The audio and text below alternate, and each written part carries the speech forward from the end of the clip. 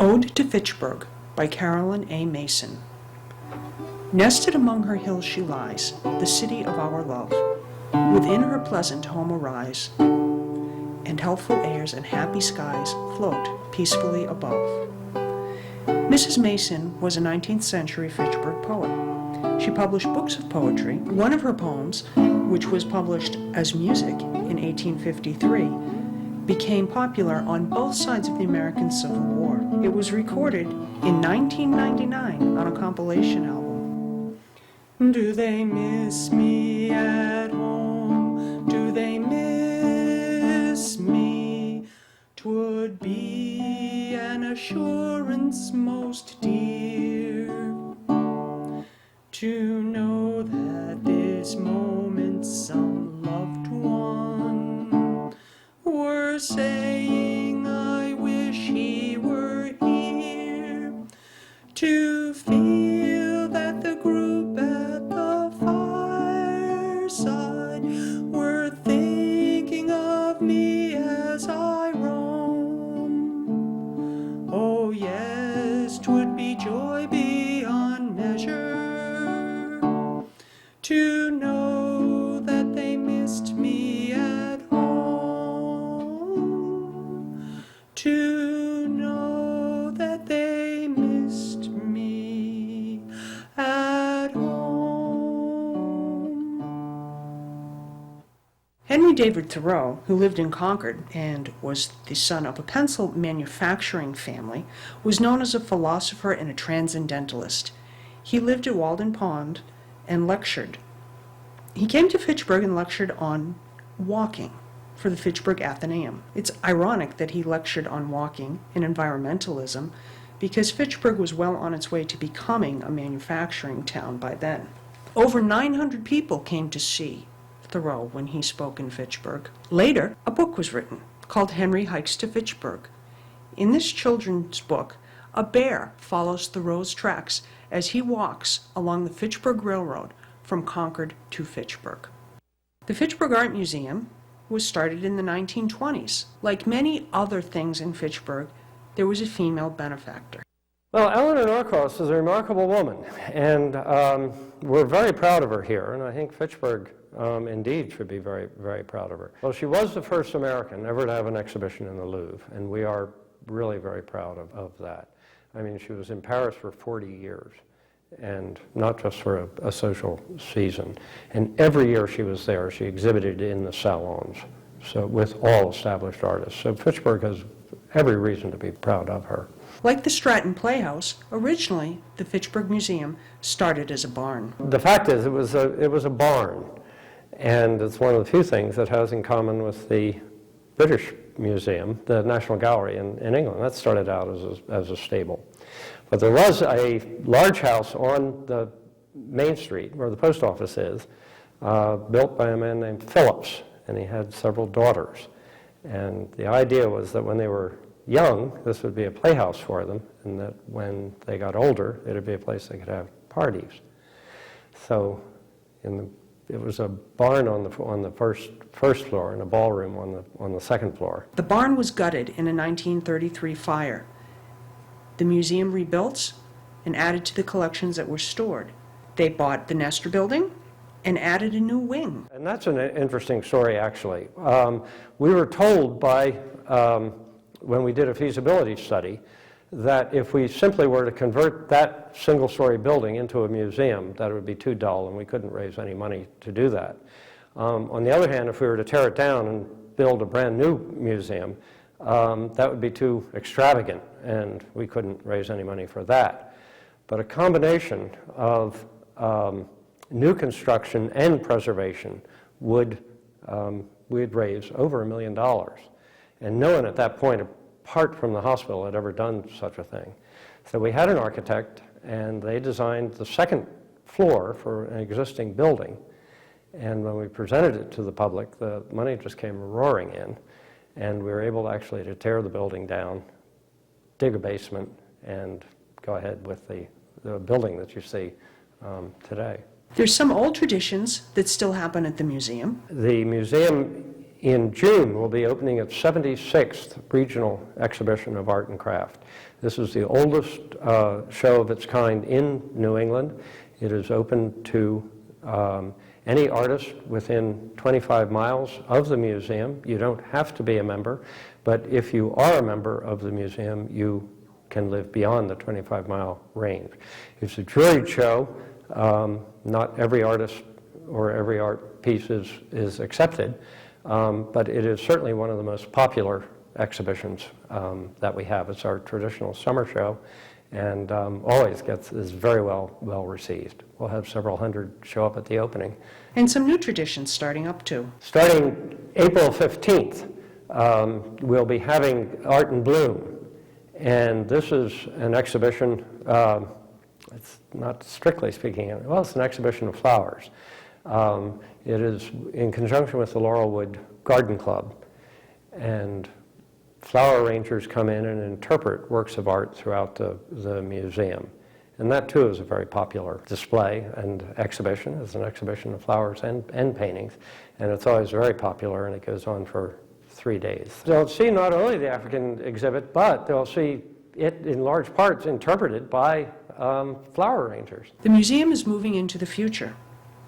With the reopening of the Egyptian wing, the museum hopes to be more friendly to families and children. These collections have been recently installed. They will open along with the April 10th African show. The museum has holdings that are genuinely important. There are paintings by an artist named Joseph Lyndon Smith. And Joe Smith, for 30 years, accompanied the Harvard University Museum of Fine Arts expeditions to Egypt in the years before there was color photography. Archaeologists couldn't take color photographs of the bas-reliefs that they encountered in the tombs. They took Joe Smith instead, and he painted them. We have, through the long-term loan from the Museum of Fine Arts, the largest collection of these paintings on display. And we recently have reinstalled them in a program that we have to make all of our galleries family-friendly. There's a lot of interactive activity for children, particularly to do in the galleries. We have newly installed mummies. We have newly installed Egyptian artifacts, and there's a lot of things for the kids to do. There's puzzles and games and things to do with the Egyptian alphabet and how to look like an Egyptian, and a variety of things that families will really enjoy. Well, there's a tunnel to crawl through, and there's a very wonderful gold Egyptian throne that children can sit in, or adults, and be photographed. It's really fun. And there's free admission on first Thursdays. The Stratton Playhouse is on Grove Street. We've all seen it. A tiny building with just a few windows outside. It's one of the oldest theaters, small theaters, in the country. There was in the 1920s, 1930s, a movement called the Little Theater Movement, and in New York, the magazine put out called Theater Arts. It's no longer there, but it would list the community, the Little Theater Movement across America, where production people began forming groups. Like the Art Museum, this was started by female benefactors, Faye Crocker, a philanthropist, and Helen Stratton, an English teacher at the high school. Their dream was maybe starting a theater group. In 1924, they finally got some people together in the community, and at Faye's house, which is now the Applewall School, they got together and began the theater. And officially, when they got business papers, they called it the Amateur Workshop, Inc. of Fitchburg. Before they had the barn, the group performed at other venues. When the theater barn was purchased by Crocker, it was used as a gathering space. A facade from a home was added, and the Playhouse opened with its first performance in 1932. The group still draws many people to participate in their work. It was mainly people locally in the area that became members and auditioning for parts. So back when it was people who were local. Well, now we've kind of broadened where there are people from going online and coming down from New Hampshire and coming from a broader spectrum. So it's a cross-section of people, many who have done theater all over the communities in Mass and New Hampshire, and it's also people who've always wanted to get involved and taken this opportunity to become members. Casting is one thing. I mean, a director and a cast and the production crew pivotal to the running of something, because you have lights, you have set. Now, for instance, I came on and joining in 1962. I came in as an actor, interested in acting, and then I realized after I'd been here for a year or so, I was recruited to work on sets. I've directed close to 50 productions here. For a while it was mainly the musicals, done about 18 of the well-known musicals, and then was involved in starting the children's theater, which we called the Junior Wing. And there are a lot of things to do for people at the Playhouse, and they would like you to join them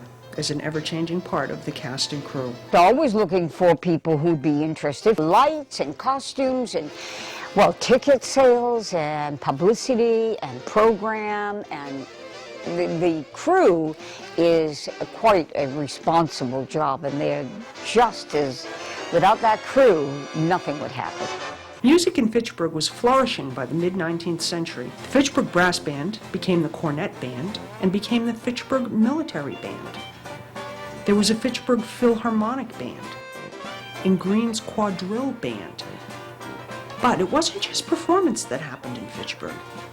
The 1851 map shows a pianoforte manufacturer located near where the present-day Market Basket is. No record of it in the city directory, but it's on the map. Another manufacturer moved to Fitchburg in the 1840s from Ashby and Springfield. The Whitney family were organ manufacturers and taught music and sold other musical instruments. The Ashby Unitarian Universalist Church has an original tracker organ made by the Whitney family, probably around 1850. The only thing not original about this organ is some paint on the outside and a blower fan that was added so a small child wouldn't have to pump it as the person played it.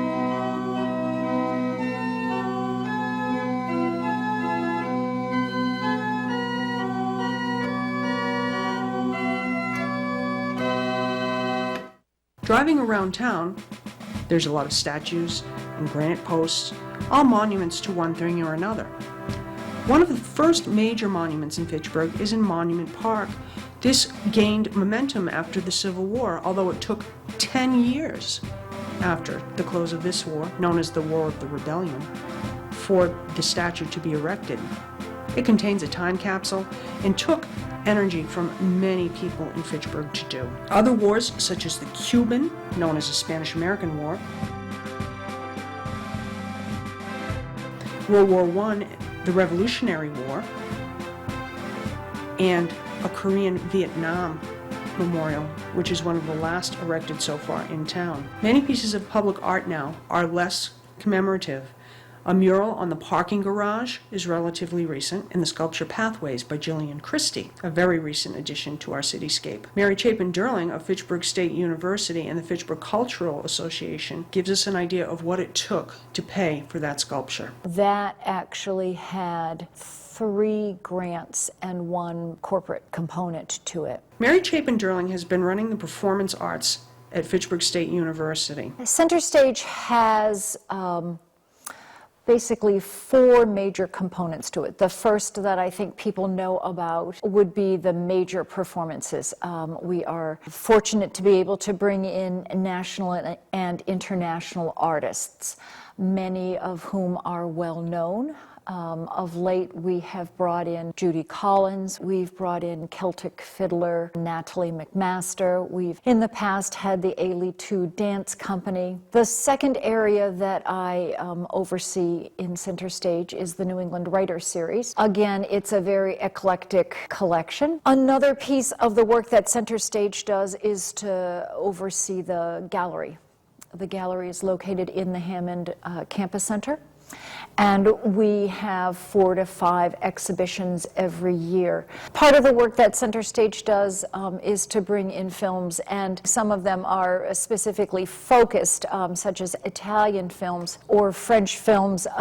For a couple of years, actually for about 5 years, we were bringing films from the Boston Jewish Film Festival, which was a great lark. The audience runs the gamut, clearly runs the gamut from school children, and I always program for either the 4th grade or the 8th grade every year, all the way through to octogenarians, I assume, or even older. The core funding comes from the university, and then it is 3 to 4 times fold moved forward with grants, corporate support, some endowed funds from the university, and revenue, ticket revenue. So that's how Center Stage is put together. The Cultural Alliance is 30 years old, and really from its very inception captured the richness of Fitchburg's cultural community. But the funding for the arts is challenging, and recently the economy has not been kind to the arts. Everyone's on a diet, and not just the arts. I mean, everyone's on a diet. So I think we're all just having to be patient and content, and at the same time entrepreneurial and creative. The joy of being an arts presenter is that it's kind of like a kid in a candy store. There's just such amazing art out there in the world. It's not only her work at the university that Mary's enjoyed seeing, but also what's happened on Main Street. I find it quite interesting that we are seeing another newer level of arts organizations and arts activity. And so we're all just part of this wonderful tapestry and rich cultural mosaic that exists here in the city of Fitchburg.